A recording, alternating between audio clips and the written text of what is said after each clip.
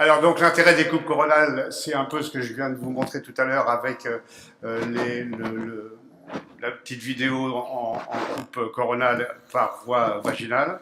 On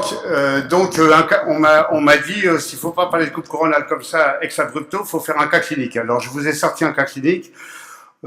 Évidemment, on ne va pas lire tout en détail, ça serait complètement aberrant, Ouais, mais tu as le temps pour préciser, parce que j'ai l'impression quand même les antécédents sont assez oui, intéressants à mentionner. ce que je voulais dire effectivement, c'est que, pardon, oh là là, ça y est, C'est très très important dans la j'ai fait pathologie des bêtises. cérébrale. Là encore, je suis forcément d'accord avec Pascal. Je veux dire, interrogez les patientes, prenez le temps. Je veux dire, vous allez peut-être perdre 5-10 minutes avant de commencer l'écho, mais elles vont vous donner des informations qui vont être certainement très utiles. Alors, cette dame-là, elle nous dit, bah voilà, j'ai eu un premier enfant, un garçon en Égypte, dans un contexte d'hydrocéphalie. On retrouve un compte rendu d'IRM et on voit quoi qu'il y a. On nous parle on nous parle des corticalgéries qui sont pas très bien. Donc grosso modo, on nous dit que tout ça est suggestif d'une lysencéphalie. Ça, c'est son premier enfant garçon. Elle est vue, ah zut, elle est vue à Poissy ici par une de nos consoeurs éminentes échographistes et qui effectivement a d'abord une dilatation triventriculaire.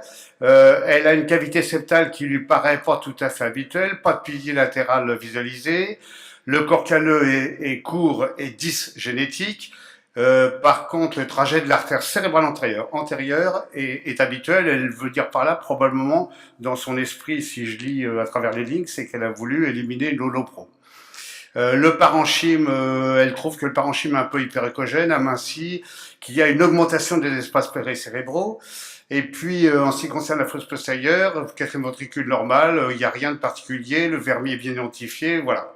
Et donc, évidemment, avec ce qu'on avait comme information initiale et avec ces images, on se dit, elle se dit, et à juste titre évidemment, est-ce qu'on ne serait pas devant une récidive d'une pathologie pas parfaitement étiquetée lors de la première grossesse, mais qui était patente. Alors on fait évidemment amnio, on a un cariotype féminin avec une ACPA normale, on demande une IRM cérébrale qui sera faite le 25 mai, et puis bien sûr la séquence habituelle, hein, imagerie, génétique et avis du neuropédiatre, et c'est très important que ce soit le neuropédiatre qui donne son avis et pas qu'on balance n'importe quelle information. Je crois c'est toujours utile à mon avis de rappeler que l'asepsie verbale est extrêmement importante.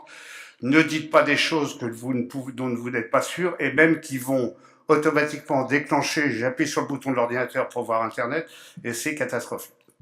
Alors, une petite question. Oui. Est-ce que c'est des parents consanguins?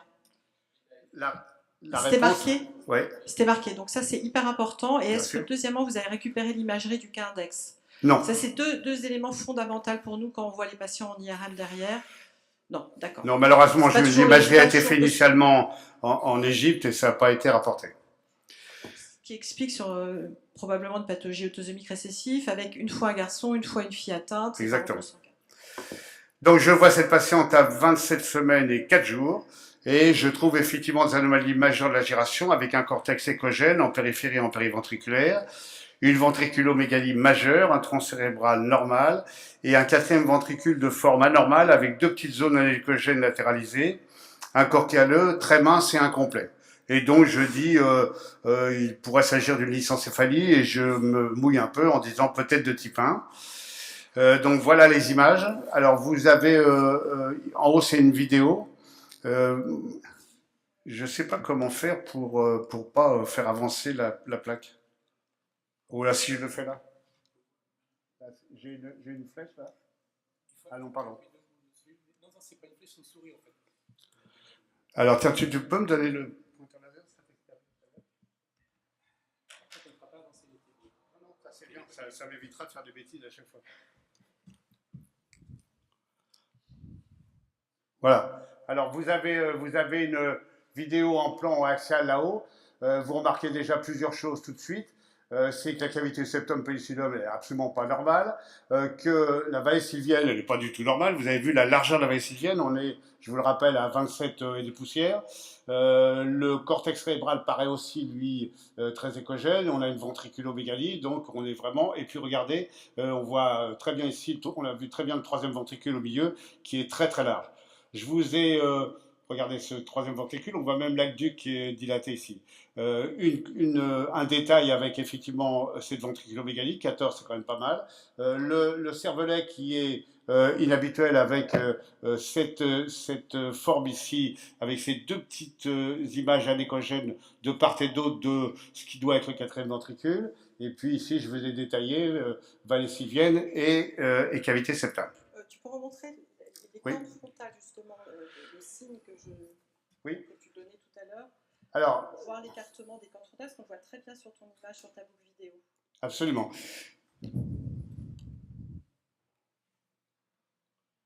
C'est vraiment important parce qu'en fait, pardon, oui, pardon. On a, voilà, les cordes frontales, on les a vues avant, pardon, c'était juste avant. Voilà, c'est ici, ok. Et alors, ce qui est très important, c'est qu'effectivement, autant on est gêné pour voir la corne occipitale à cause de l'atténuation de l'os pariétal, autant là, on a une fontanelle qui est la fontanelle sphénoïdale et on peut passer dans une zone où on va voir les deux cornes frontales, y compris la corne antérieure.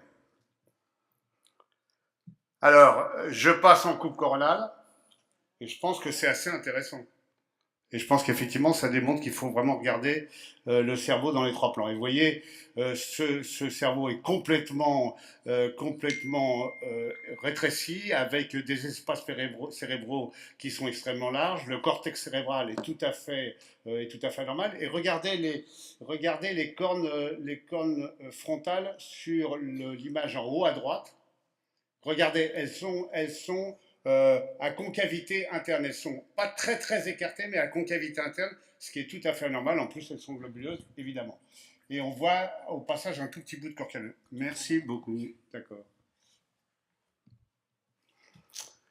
Évidemment, on peut faire du TUI, ce qui vous montre les images en un seul volume. Voilà les images qui ont été réalisées par Adèle Micher à Bachaumont. Et vous voyez qu'on est on est conforme complètement entre l'échographie et l'IRM. Et en fait, le diagnostic final, c'est lysencéphalie liée à l'X avec une fille porteuse. Et les filles peuvent être effectivement atteintes. C'est plutôt, bien sûr, les garçons, mais les filles. Ça, c'est inhabituel comme transmission chez parents consanguins. Tu ouais. es sûr de ça? Bah, c'est ce que nous ont dit les généticiens de Poissy. Je vous ai mis deux autres petites images surtout l'image de gauche pour vous montrer les deux lysencéphalies. Donc, lysencéphalie type 1, type Miller-Dicker avec ce cortex en 8, et puis un truc qu'on voit peut-être un peu plus souvent, en tout cas moi j'en ai vu plus souvent, c'était des lysencéphalies type 2, type Walker-Warburg, et il faut savoir aller regarder ailleurs, il faut regarder en particulier les yeux. Vous voyez qu'il y a deux yeux en bas à droite qui sont de taille tout à fait différente, avec au niveau de la flèche une persistance de vitré primitif, et puis cet aspect tout à fait caractéristique du tronc cérébral en forme de Z. Alors, les coupes coronales, elles sont pour moi indispensables pour la vérification de la symétrie cérébrale, je crois l'avoir montré, pour la giration, et je vais vous en dire deux mots, et pour l'étude d'endoléances temporaux, et je finirai là-dessus, en espérant avoir à peu près tenu mon temps. Donc, ça, je vous l'ai déjà expliqué. C'est parfait. Ça va? Parfait. La vallée sylvienne ici, on ne voit que la vallée distale. Donc, si on passe sur une coupe coronale, on voit les deux vallées sylviennes, on voit bien le pourtour du cortex cérébral. Alors, la symétrie cérébrale, un exemple. Regardez cette image. On n'est pas absolument estomaqué hein, quand on voit ça. Quand on voit ça, on est plus embêté. Hein. Donc, c'est Amaury, c'est pour toi. Donc, hémiméganencéphalie, vous voyez qu'on a un hémisphère qui est tout à fait normal, avec une giration qui est anormale, micropolygyrie, le seul lobe est plus gros, enfin voilà. Et vous voyez, quand vous mettez ça et ça, je veux dire là, vous pouvez très bien passer à côté sur la coupe du haut. Hein. Alors, en ce qui concerne la giration, la vallée sylvienne. Je veux dire, je crois qu'elle est nulle part mentionnée dans les recommandations, mais c'est un point fondamental. Vous devez regarder les vallées sylviennes. Et évidemment tiquer si vous avez le moindre doute. J'espère que vous ferez des coupes coronales et vous voyez que cette vallée sylvienne, au fur et à mesure de la grossesse, elle va s'operculer, se fermer, et donc vous allez très bien pouvoir voir ça bien sûr en coupe axiale sur la vallée distale, mais aussi en coupe coronale, comme vous pouvez la voir ici. Alors il y a un avantage aussi à la coupe coronale, c'est qu'en un balayage, on a, en dehors de la vallée sylvienne, 6 autres repères. Et je vous ai mis ici ce schéma du cerveau avec les plans de coupe qui sont stylisés par des couleurs différentes, de l'avant vers l'arrière. Et vous voyez qu'on a les sillons en haut à gauche, la frontaux supérieure, les sillons olfactifs sur lesquels tout à l'heure Pascal nous a alerté, les sillons singulaires, ici les sillons temporaux qui sont pas si difficiles que ça à voir, mais on regarde la plupart du temps, les lobes temporaux sont jamais regardés, ce qui est dommage, les sillons collatéraux, et puis très en arrière ici, les fissures calcarines. Et je vous ai mis ici ce petit tableau qui est la date d'apparition des sillons, donc ce qui est un moyen de vous repérer et de voir si effectivement c'est conforme au terme où vous êtes, en sachant que un balayage coronal et vous avez ça sous la main. Alors, en fait, voilà c'est normalement ça devrait démarrer ça. Voilà. Donc ici on est à 22 semaines. Ici, on est à 29 semaines et ici, on est à 32 semaines. C'est ce que je vous ai montré déjà tout à l'heure. Je ne sais pas pourquoi. Tac. Voilà. Ok, vous voyez très bien l'évolution de cette giration et vous voyez très bien qu'il y a un geste de balayage et vous avez tout d'un coup. Et puis, dernier petit point, deux images encore, enfin 2 slides encore.